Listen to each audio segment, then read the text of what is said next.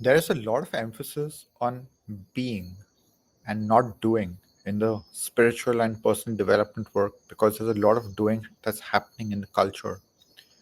And being one of the most beautiful practices is gratitude, which has been spoken about extensively in this domain of spirituality.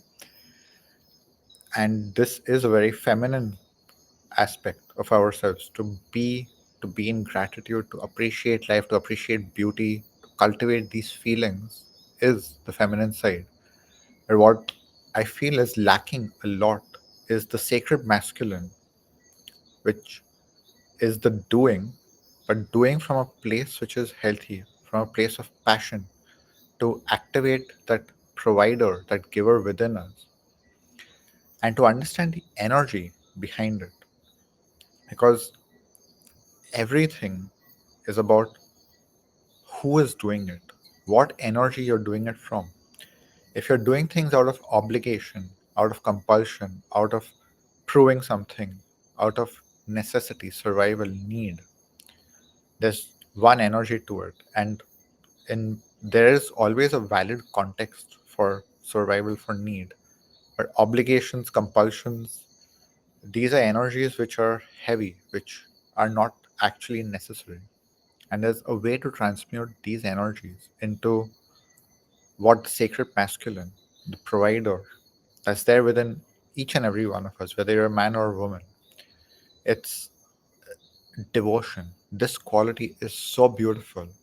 And I was blessed with a very beautiful vision today.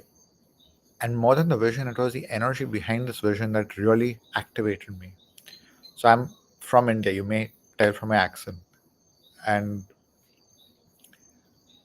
in India, there are lots and lots and lots of temples. You may have even seen some of them. There are these beautiful temples which are sculpted. A lot of them are sculpted from stone. A lot of them are sculpted into mountains. And they are so intricate. There's so much work that's done on them. And this is also, there are different types of temples in different parts of the world which have a lot of intricate work. Like you have the mosques with this beautiful sacred geometry, ceilings, you have the paintings in Italy and other parts of the world. All of this has required so much work, so much effort, so much attention to detail. So there's a strong aspect of doing here.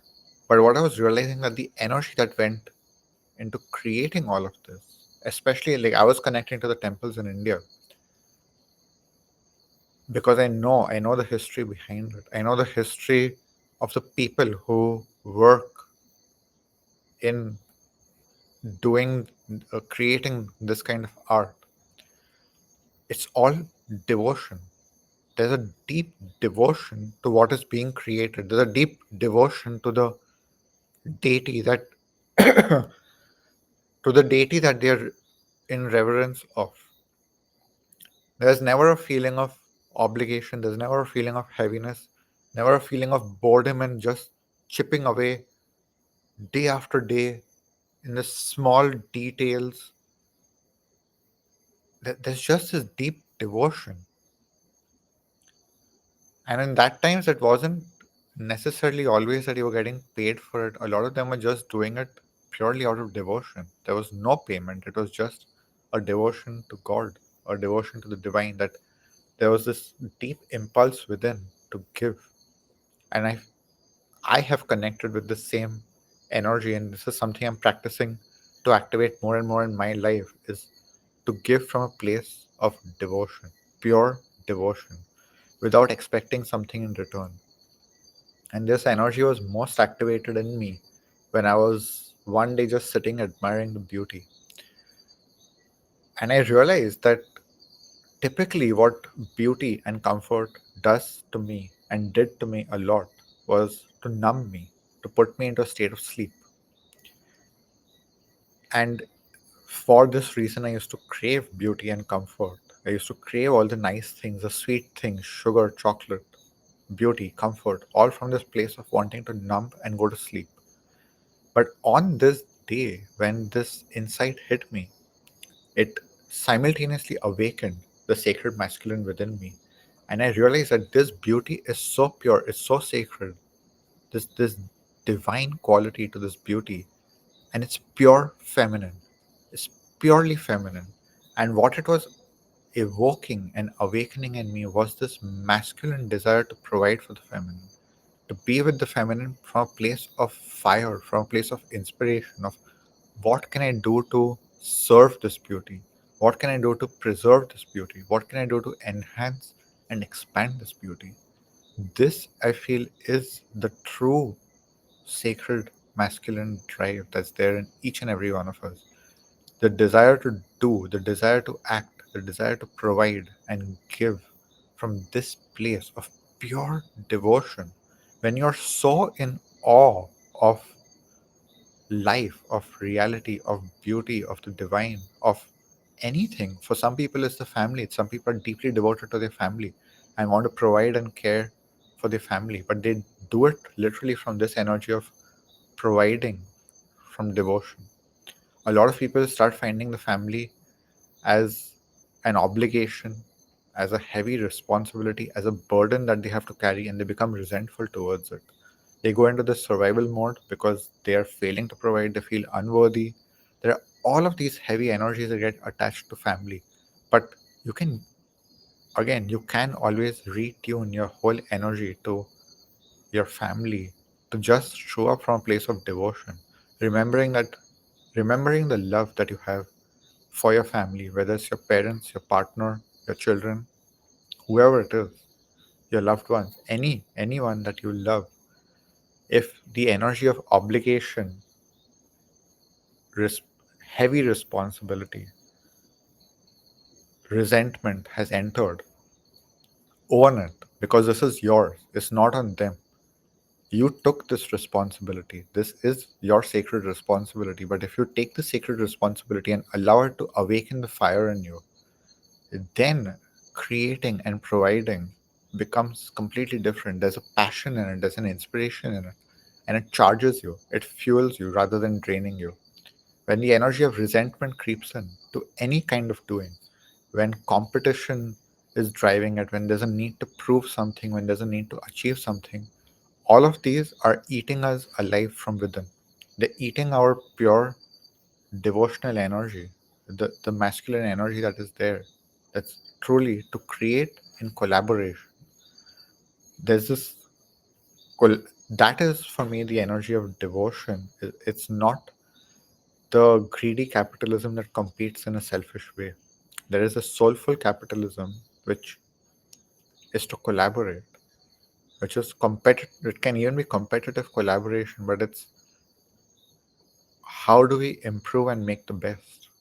We're competing against ourselves. We're competing to make everything better, but not from a place of insecurity, not from a place of lack or neediness. It's just to be sharing with each other the breakthroughs that are having that can feed the whole, the collective getting better and better and better, getting bigger, more whole, more complete, more fulfilled.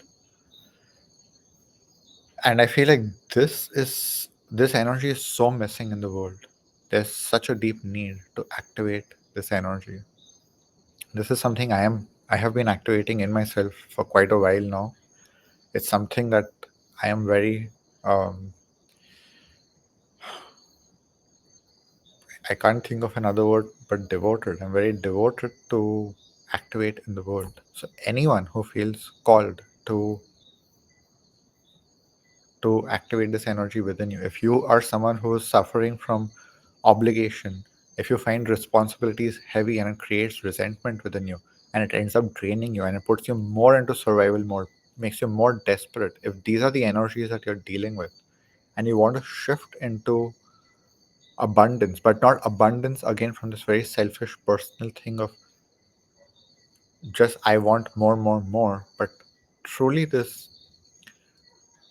abundance of being so full, so filled, with awe, with inspiration, that you're overflowing with so much energy that you just want to give. You want to act from that place of your heart is so full. Your heart is so full of awe, of gratitude, of inspiration.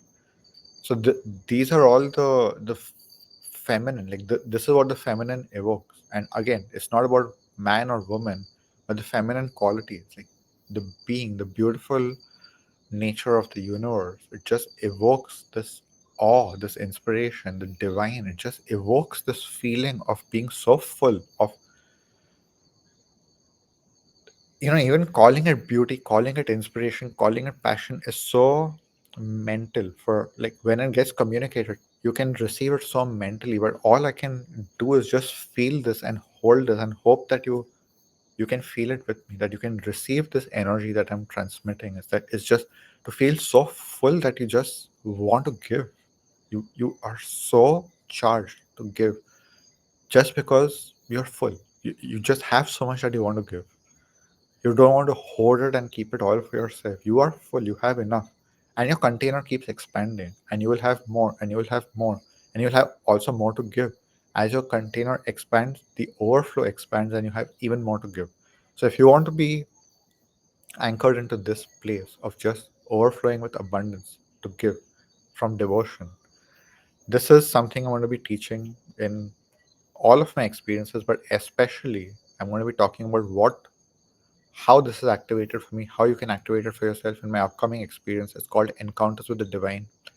It's starting relatively soon. I'm not giving a lot of details because to step into this portal, to step into this experience, is just to feel the call. It's not to know the details, it's just to feel the call that this is something that you want for yourself and you're ready to make it happen. So the link, you'll find it in the description on YouTube or on any of my bios on social media. It's called Encounters with the Divine. It's free to sign up, and I very much look forward to seeing you in there because it's free. As long as you feel the call, it's going to be an amazing experience. It's going to activate a lot of these divine, sacred qualities within yourself. And